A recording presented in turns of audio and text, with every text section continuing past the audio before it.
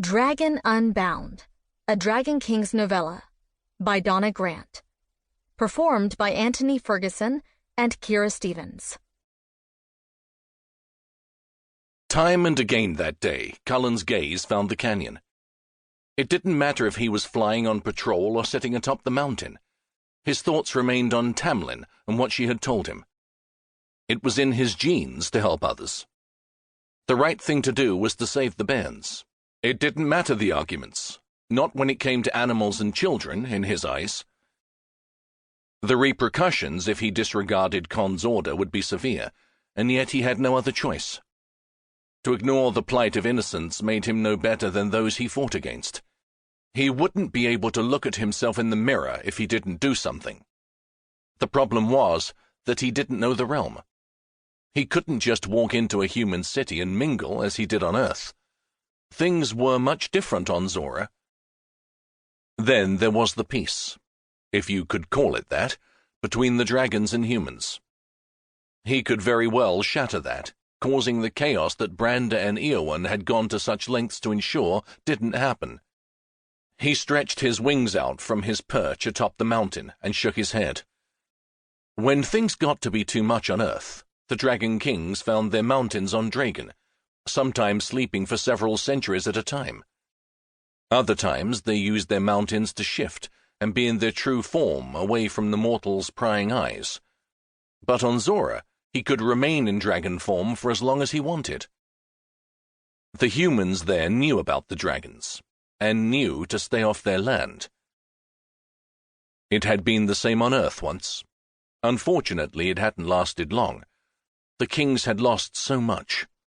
Eowyn and Branda had changed tack. It wasn't that they weren't making mistakes. They were making new ones, but that's how it went. Cullen didn't fault them for taking the actions they had, but he knew in his gut that continuing to let humans with magic suffer would come back to haunt them all. A speck in the distance drew Cullen's attention. He zeroed in on it and soon realized it was two dragons. It wasn't much longer before he saw Vaughn's teal scales and Eowyn's peach scales and gold wings. Cullen remained and waited for the couple to reach him. Eowyn was the first to land. The daughter of the King of Dragon Kings and a royal light fae, she had distinctive scales that set her apart from the others, just as her brother did. She nodded to Cullen as she shifted into human form. Vaughn took his human shape as he landed beside his mate. They joined hands immediately. Vaughn's blue eyes swung to him. Cullen shifted and eyed his visitors. "What brings you two here?" "I want to hear your story again," Eowyn said. She had Rhee's silver eyes and Con's blonde waves, a direct contrast to her twins' dark coloring. Cullen hadn't spent much time with either of them, but he had come to realize that Branda was the quick-tempered one, while Eowyn considered her options. Cullen didn't expect a different outcome after Con and Branda's visit earlier, but he detailed his encounter with Tamlyn for Vaughn's mate.